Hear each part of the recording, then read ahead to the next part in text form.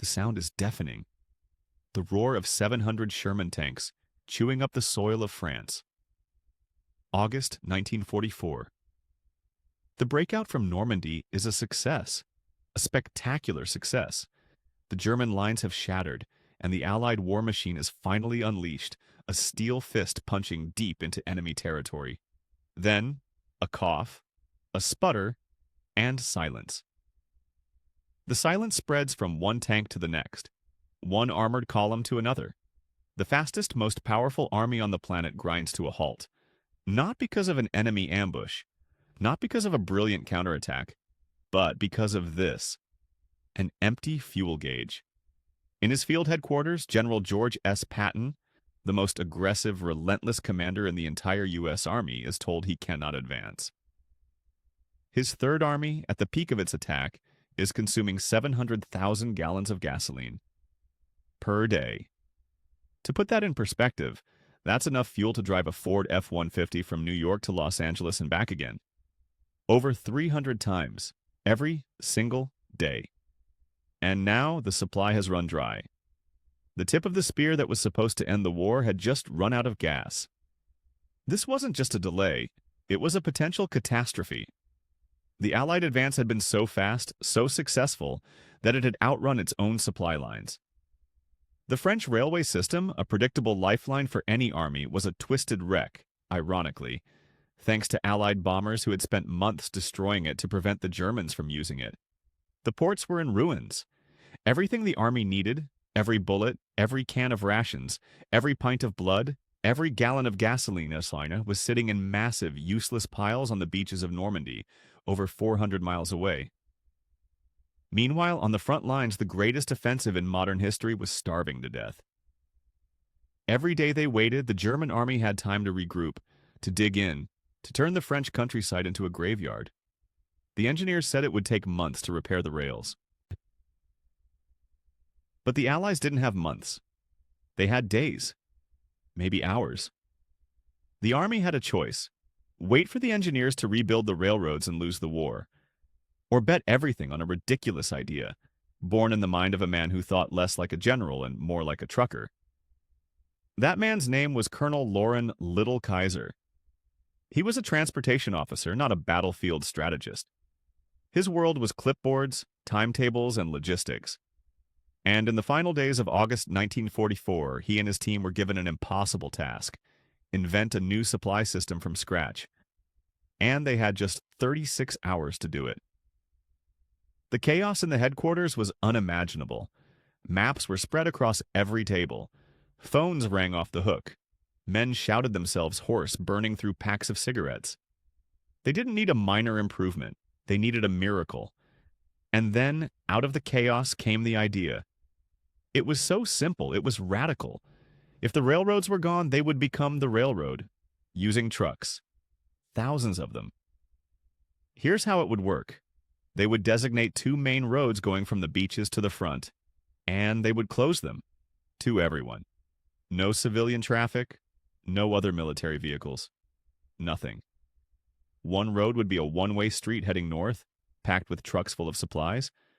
The other would be a one-way street heading south, for the empty trucks coming back. A continuous 24-hour loop of steel and gasoline. It was the first military interstate highway in history, built not from asphalt, but from sheer desperation and red paint on road signs. They needed a name for this operation, a name that signified speed and priority. In railroad slang, a red ball was a shipment that couldn't be delayed. This was the highest priority of all. The operation was christened the Red Ball Express. But there was a problem, a massive one. The plan required nearly 6,000 trucks and at least twice as many drivers to keep them moving around the clock. And when the command looked at their personnel rosters, they came face to face with the staggering reality of a segregated army. The vast majority of experienced combat soldiers, the men driving the tanks and firing the guns, were white.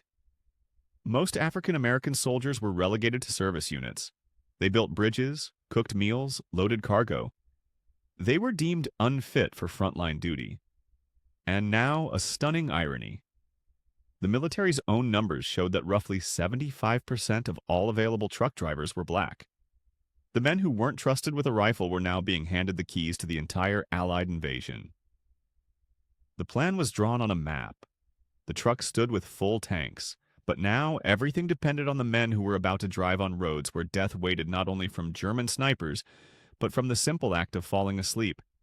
The world shrinks to a circle of light from your headlights. For hours, days, this is all you see. The constant drone of the engine in your 2.5-ton GMC truck becomes the only sound in the universe. In front of you, a hypnotizing serpent of red tail lights snakes towards the horizon. Behind you, the same. You are not a soldier anymore. You are a link in a chain, and the chain must not break. There was only one rule on the Red Ball Express: you do not stop. For anything. A single stopped truck could cause a traffic jam for miles, creating a perfect stationary target for German artillery. So you kept going. If you saw a fellow driver pulled over, you kept going. If your engine started to sputter, you prayed. Because if your truck broke down, you had to pull over and just wait. You were now an obstacle. Within hours, your vehicle would become part of the road itself, cannibalized for parts by other drivers who needed a tire, a fan belt, a spark plug to complete their own mission. Your cargo would be shifted to another truck. You were expendable. The cargo was not. The roads themselves were a nightmare. Narrow, cratered, and lined with the ghosts of destroyed vehicles. German snipers hid in the darkness of the French countryside. They learned to aim for the extra fuel cans, the jerry cans, strapped to the side of the trucks. A brief flash from a tree line, and the truck in front of you could simply vanish in a fireball. Drivers started lining the floors of their cabs with sandbags, a crude defense against mines planted in the road. But the Germans weren't the biggest threat. The real enemy was exhaustion. These men drove for 48 hours straight, sometimes longer. They would arrive at the front, their cargo would be unloaded in minutes, they'd be handed a coffee and a sandwich, and then they would turn around and drive straight back. To stay awake, they did anything they could. They sang at the top of their lungs. They stuck their heads out the window into the freezing night air. They would talk to themselves, shout, slap their own faces. And when that wasn't enough, the army medics would hand them little pills. Amphetamines. Pep pills, or bennies, they called them. Just enough to keep their eyes open for another 100 miles. Just enough to fight off the micro-sleep that could send a 5-ton truck loaded with explosives careening into a ditch. Every truck that made it through was a small victory. But were these small victories adding up to a big one? While the drivers fought off sleep and snipers, the numbers back at headquarters were starting to tell an incredible story. So, did it work? The story wasn't just in the numbers on a clipboard. It was in the sound of tank engines roaring back to life. It was in the thunder of artillery batteries that had fallen silent, now once again shaking the earth. General Patton got his 700,000 gallons a day, and then some. The Red Ball Express was not just a patch, it was a gusher. The numbers themselves are hard to comprehend. At its peak, the convoy was a constant 400-mile-long traffic jam. A river of steel flowing day and night. The men of the Red Ball Express were delivering over 12,500 tons of supplies to the front. Every single day. To understand the scale of that, imagine 2 World War II Essex-class aircraft carriers. Their combined weight is what these men moved from the coast to the front lines every week. They did this in trucks, on broken roads, under enemy fire, and on the edge of total exhaustion. This endless flow of fuel, ammunition, and food was, in the words of the Supreme Allied Commander Dwight D. Eisenhower, the lifeline that carried the Allied armies, to the frontiers of Germany. Every sleepless night a driver endured, every close call with a sniper, every can of coffee that kept him going for another 10 miles. It translated directly into ground taken from the enemy. The Red Ball Express fueled the liberation of Paris. It supplied the brutal fight in the Hurtgen Forest. It pushed the Allies to the border of Germany itself. General Patton, a man not known for his compliments, called the supplies the blood and guts of our army. He knew that his legendary armored thrusts were impossible without this grimy, relentless, unglamorous miracle of logistics happening behind him. The drivers of the Red Ball weren't just truckers, they were the lifeblood.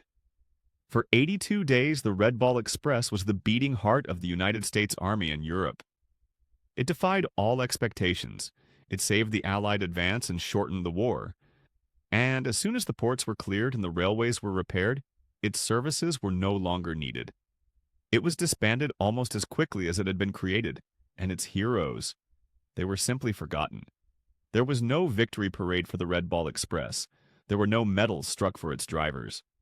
When the Allied supply chain was finally stabilized in November 1944, the Ghost Highway was simply erased from the maps.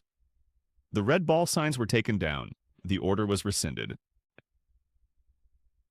And the men who had been the Army's lifeline were sent back to the same segregated non-combat units they had come from. The men who had proven they could perform one of the most critical jobs of the war, under the most extreme pressure imaginable, were once again relegated to cooking, cleaning, and manual labor. The system had needed them, used them, and then put them back in their place. Their homecoming to America was no different. They returned as veterans who had helped save the world from tyranny, only to face the same discrimination and segregation they had left behind. They could be trusted to haul the ammunition to liberate Paris, but in many parts of their own country they still couldn't sit at the same lunch counter as a white man. And this is the great, painful paradox of the Red Ball Express. These men were fighting a war against the hateful, racist ideology of Nazi Germany while serving in a racially segregated army. They risked their lives to deliver freedom to the people of France and Belgium, a freedom they themselves were not fully granted back home. Their fight for victory on the battlefield was undeniable. But for many, the fight for their own equality was just beginning. The story of the Red Ball Express isn't really about trucks and gasoline. It's about what happens when a system, in a moment of sheer desperation, is forced to rely on the very people it has overlooked. It's about how that system, once the crisis has passed, can so quickly forget. It's a story of unsung heroes who literally paved the road to victory with their own blood, sweat, and exhaustion, even if their names were never carved into the monuments.